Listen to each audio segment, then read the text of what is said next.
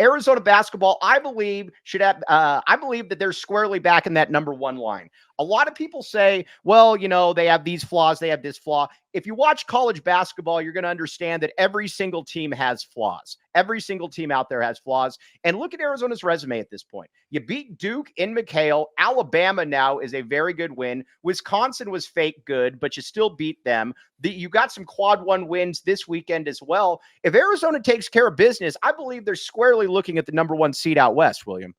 Oh, I don't think there's any doubt if they went out. I think the bigger question is what stumble can they have and still hold the one? Because I haven't seen a projection now that doesn't have them as a one seed. Right. And I think, unfortunately for Arizona, with the Pac-12 being as kind of weak as it is, there's not a whole lot of places to stumble. Whereas, someone in the Big 12, Kansas has some grinders left. Right.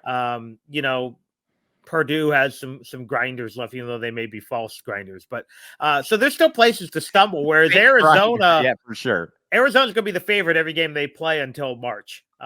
So I think, again, Arizona's ability, honestly, I think Arizona could more likely get the number 2 overall seed than they could get a number 2 seed, just by playing smart basketball. We also know they can lose to anybody. So, for all we know, they could stumble to a team that's not even that's gonna have to play on the first night of the Pac-12 tournament, but they can also beat anyone in this league by 20.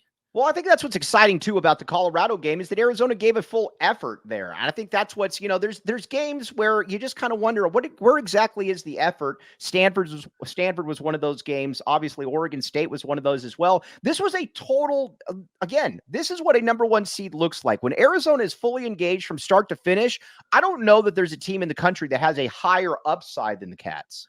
Yeah, and I look at it too. I don't care, to be honest, about that Oregon State game. Because it's a hard to get up for a game, although their crowd was really good for who showed up in late January, early February. That's where you slip. The Stanford game to me is inexcusable because Stanford sucks and you got worked.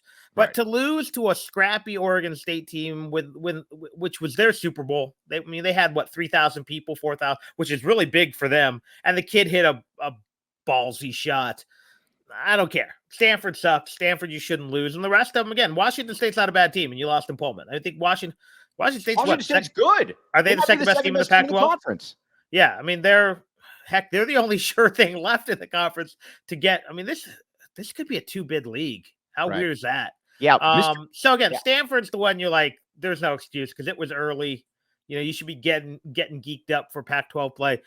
Oregon State's a completely understandable one. And frankly, it might have been, if I had really looked at the schedule, it might have been one I picked.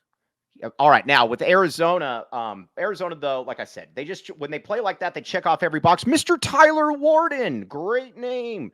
Arizona. And by the way, I like stealing his stuff on Twitter. Tyler, I need more of those fun little stats that I can steal and give you some credit for, but then it makes me look better. I need all the help. Arizona could 100% win the Natty, and they could 100% lose to a 15 seed.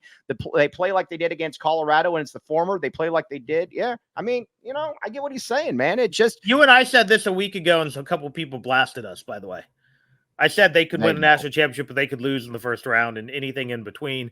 And a lot of it's going to depend on matchups. I mean, you really want to avoid, as I have said, you want to avoid a team that looks more like a ultimate Frisbee team who has a bunch of guys who can bomb from the outside and some big fat guy with a beard in the middle. Those are the teams that can upset Arizona. And conversely, yeah, they could make a really deep run with no problem and anything in between.